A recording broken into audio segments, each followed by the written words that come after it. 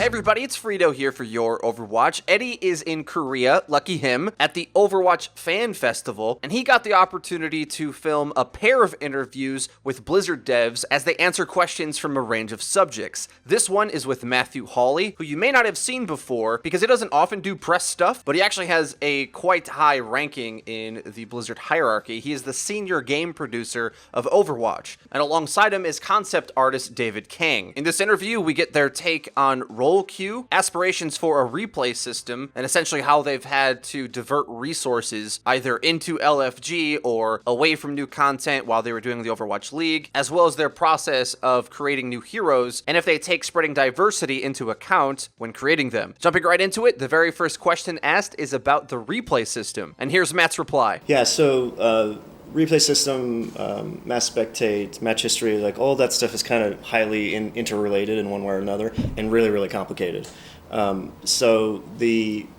There is certainly a tremendous amount of we learn building the observer mode, and as we iterate on observer mode for Overwatch League, those tools are not super user friendly for the end user, and so there's a bunch of work that we want to do before we would even consider putting that kind of stuff into kind of the general player base's hands.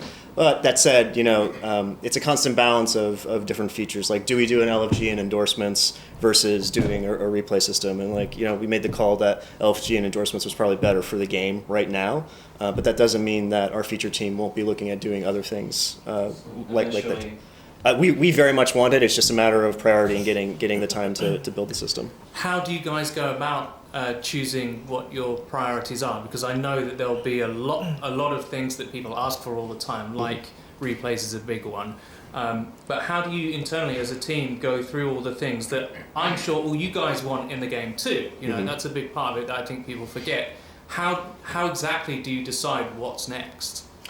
Well, I could walk you through the detailed decision-making process on the Overwatch team at length. It's probably not super interesting, except to say that there is a core group of team leads that we sit down every Monday and we talk about what happened on the live service last week, what do we need to have planning for the next patch or the next patch or the next patch, and sometimes we just have to make hard calls about what we think is the right decision. And it's not just design or production making that decision. It really is a cross-discipline group of developers from every discipline that sit down to say, okay, we need to figure out what direction we're going to take the game in over the next 6 months, a year, 3 years, 5 years. What's our short to medium-term plan? What's our long-term plan? And sometimes we pivot. Last fall when we started working through Overwatch team, the Overwatch team, which is Team 4, I'll slip up every once in a while.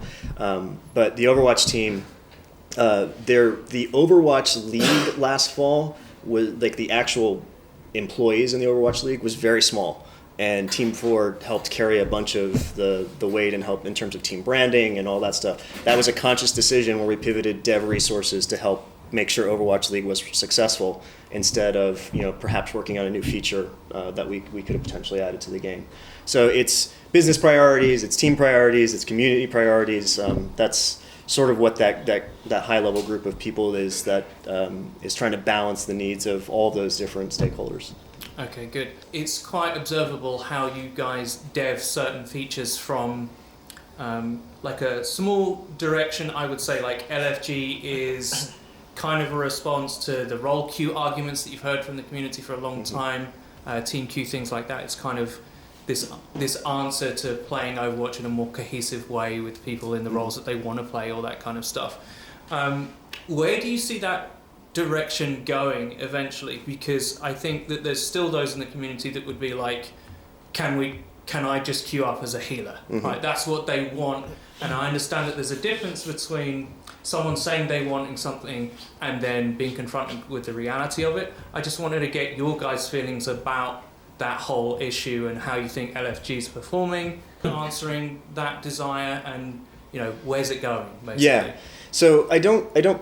First of all, we talk a lot internally about trying to take a crawl, walk, run approach to things, and I think if you look at the LFG and endorsement system that we put in back in June, that's sort of our crawl. Yeah. It was what did we think is the critically important part of the feature that we need to implement to start to move the needle in terms of whether it was toxicity or whether it was trying to have better games just overall for everybody. We have plans, and I'm not going to go into the details of what those plans are, but we have plans for the walk and the run of that as well. And then it comes back to what we were just talking about. Where in the priority list do we decide to say, okay, now it's time to move on to the LFG endorsements walk? Yeah. Right. Okay, great. Thank you. I was just curious about the art in specific, how it seems so fascinating that so many artists can all come together and have such consistent style. When you look at something, you can say this is Overwatch. And I'm curious kind of how that works, how you all kind of communicate that and can all establish that style, but also I'm curious if there are places where we can see individual artist styles coming through, and maybe somewhere where you in particular feel like something you might be very proud of, or something that you did yourself that you feel like this was something great I did in the overall game. So as far as art styles go, we have an art director, and he basically there's an art style guide for our whole team. We try to keep in line with the style guide, so it's all cohesive. As far as memorable things that I've worked on, I actually designed the Pachimari, the dog thing. I worked on a lot of things. I'm from LA also, so Hollywood. Working on Hollywood was really meaningful to me, and also working on Busan, because that's where my parents are from. So it's really meaningful to me also. Oh, that's awesome. Yeah. What inspired you for the Pachimari? Oh, so that's like one of my first tasks when I joined the Overwatch team. They were building Hanamura, and they needed a claw machine, and the claw machine needed a few dolls. And I was thinking to myself, what kind of doll would make it look like an Eastern doll, like an Asian doll, from a Western point of view. And two things, I thought to myself, it had to be cute and kind of weird at the same time. So I put like an onion on an octopus, which was cute and weird at the same time. And recently I'm also trying to push his best friend, the Yachimon, the sausage man. With the, Yeah. Yeah. It's very cute. He's actually, he's a sausage. So he's grounded up. Pachimari's reincarnated into a sausage. Is this official law? So I asked Michael Chu about it, and he said he's fine with it. I thought he would say no, but he said it's fine. I didn't know that. That's so creepy. And he's a born again vegetarian because he feels bad for being made up of Pachimaris. That's why he carries his favorite food, the leek. Ah, okay. Yeah. Interesting. Makes sense. You and then back there. So I'm very interested about developing a map. So I wanted to ask, actually I have two questions. The first is, which type of maps are the easiest one to balance? And not about the creation, because maybe there are a lot of places that are inside the map, even in the specular one, the King of the Hills control maps. But which are the ones that you like, where the team actually have the most reasoning maybe behind them?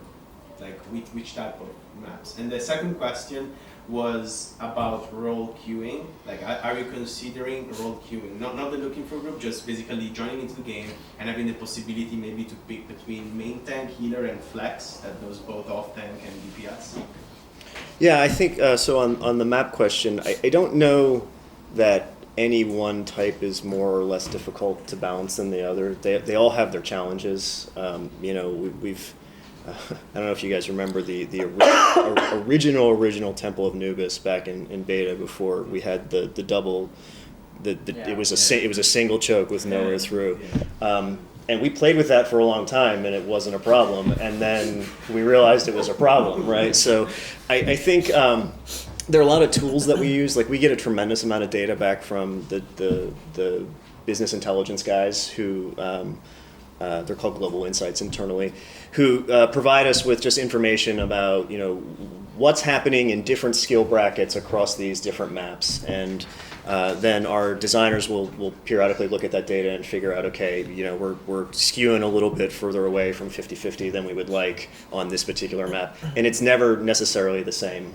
Usually what ends up happening is when a new map goes out, because there are only problems that show up with a scale, when you have a large scale of ranges of ability, do we start to detect some of the bigger problems in maps where this choke really doesn't feel good, or if you remember back to Horizon original versus Horizon now, like it had some problems. So I don't know that A1 is more or less difficult. They're all their own sort of unique snowflake. And I apologize. What was the second question? About the role queuing. I mean, I think, like I said, LFG and endorsements were sort of the first toe in the water towards a role queue. I think it's a little premature to jump all the way to role queue. There are some downsides to role queue that we don't need to get into today. That I think there's a grass is always greener sort of argument on some of that stuff. But certainly, if it's something that we think is really important to the health of the game and the community is really excited and wants to do it, I mean, it's certainly something that we'll considering revisiting down the road. And I think I promised you. I was just wondering how does the team manage the balance between female and male characters? Because I think right now we're pretty even. Mm-hmm. So how is it going to be from now on, or female or male or non-binary or characters? Hamster. I said or hamster. Oh yeah, right. So non-binary. I guess. From now on, it's going to be like one female, one male, two females, two males. We honestly don't think about it that way. To be perfectly candid, what we look at more is heroes can kind of come from three places. What's a gameplay need that we have? What's the story beat that we want to kind of get at? Or what's a cool picture that an artist has drawn? It's more about finding what fits for the overall kit of a hero. Like Brigitte's a great example where she just, when we started talking about doing a paladin-like hero, we said, man, it was gender neutral, right? We're just talking about the kit of it. It was a very gameplay focused thing. I said, who would really work for this? Torbjorn's daughter, Brigitte. That would be Brigitte. I can't even say it right. She would just be awesome for this role. So I think it's very organic how it comes out, and ultimately it's more about what's right for the hero and less about how are we checking boxes in an Excel spreadsheet of how many heroes that we have for a particular role or gender. But do you keep in mind like we want to make it even? Not really. No. Okay. Okay, guys, they have to be at the rehearsals now, so this is the end of the session. Thank you guys for joining us. Sure. And